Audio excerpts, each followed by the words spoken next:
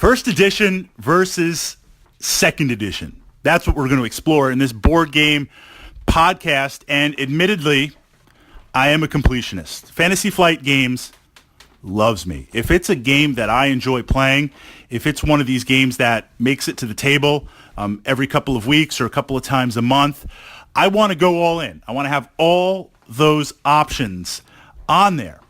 So the question is, a first edition of a game, or I should say when there's a jump in edition, I'm just saying first edition and second edition to make it easy, Runebound second edition to Runebound third edition would be another example. Every time there's a new edition, do we jump? Do we go in on there? And I say that because Descent first edition, we'll use that as an example. I enjoyed it tremendously. I still enjoy it tremendously, but, and this is not a criticism, much like Twilight Imperium and other games, Descent requires certain things to align to really enjoy it. It takes a couple of hours to play. This is not for casuals. This is not the type of game that you bring to the club and you've got 35, 45, maybe an hour and a half to play.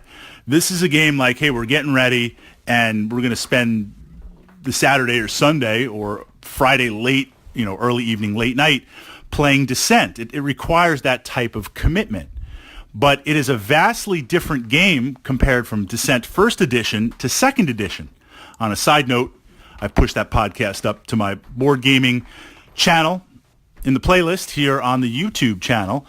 That's a big edition jump on there. That is a big edition jump. So from that perspective, I'm all in for first edition, and I moved into Descent second edition. There are some similarities. There are some similar mechanics, but it plays like a completely, absolutely different game on there. So not that we ever need a justification to purchase more as a completionist. I was comfortable going in with that. Let's look at Runebound. Now, Runebound second edition, I bought in much later.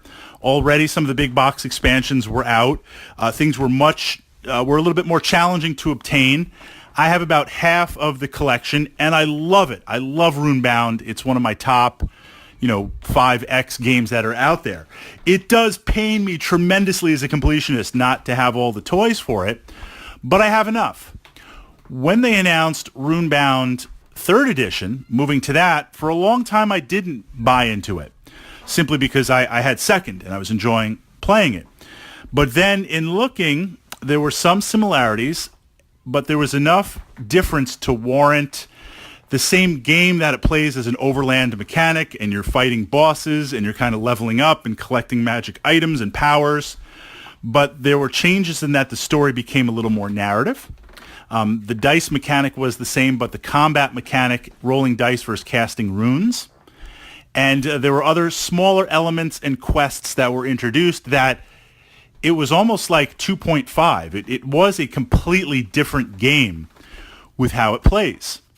So it makes sense. I enjoyed the first game. I jumped to the second game on there. And I breathe a completionist sigh of relief because I have, as of now, hopefully we get one more round of content, Runebound third edition. But let's look at Twilight Imperium. And certainly we all have our favorite board games. We all have, we're all in 100%, this is it and I'm going to get every edition.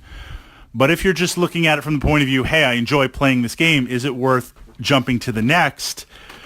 I don't have the recent edition of TI, simply because the mechanics, there's a couple of refinements on there. They have made it so the game plays a little smoother, a little faster, but TI doesn't hit enough. TI is like first edition Descent.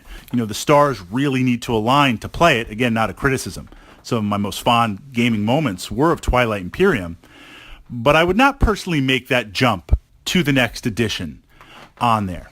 So the question of it being worth it or not, certainly if you missed the previous edition, you weren't able to buy in, it's out of print, the expansions aren't out there, moving to the next edition, yes, that makes sense.